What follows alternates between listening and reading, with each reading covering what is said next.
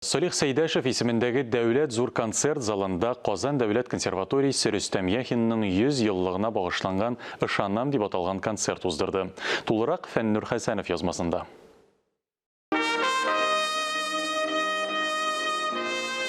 Танылган композитор, республика гимны авторы Рөстәм Яхинның тууына 100 ел. Шул уңайдан республикабызда бик күп чаралар үткәрелә.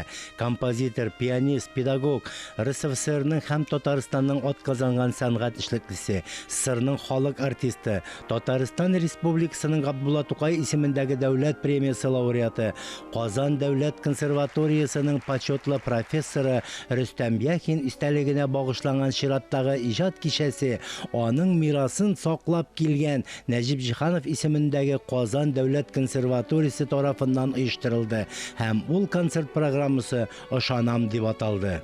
Рөстәм Яхинның әсәрләре безнең уку программаларында төп урын алып тора, зур урын алып тора.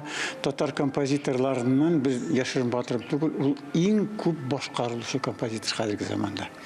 Ул бит күп кырлы шәхес, талантка ия шәхес. Ул фортепиано ішінде язган, җырчылар ішінде язган һәм инструменталистлар ішінде язган. Менә бүгенге концертта біз нинди генә уен коралларында Яхинның әсәрләрен ишетмәбез. Аны трубада да бар, думбрада да бар, скрипкада да уйныйбыз, фортепианода уйныйбыз, җырчылар да уйныйлар, оркестрда уйныйлар.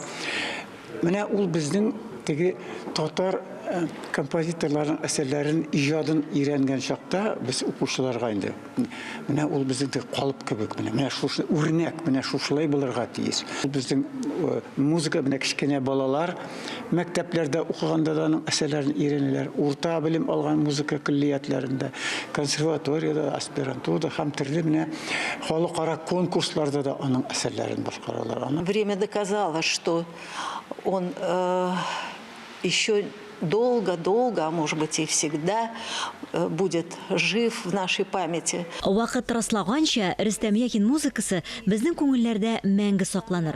Аның әсәрләре шуның кадәр матур, күңел түренә кереп урнаша да, шунда кала торганнар.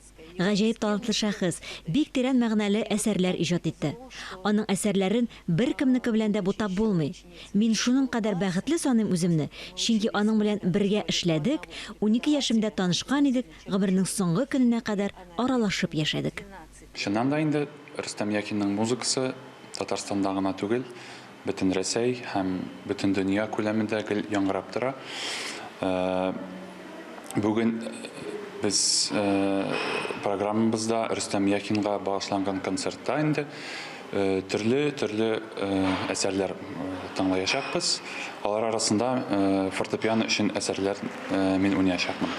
Muzikal moment hem vals ekspromт. Bütün eserlerde үзенчә авыр, çünkü kompozitор инде ул muzika işine үзенең ничек әйтергә күңелен сала әйе. Һәм безнең максат инде бу композиторның күңелен ничектер ачырга һәм эштәлеген тыңлаучыларга кадәр җиткерергә. Кичә дәвамында талантлы артистлар башкаруында Рөстәм Яхинның бик күп әсәрләре яңгырады. Фәннур Хәсәнов, Ирек Хәмидуллин, Татарстан яңалыклары.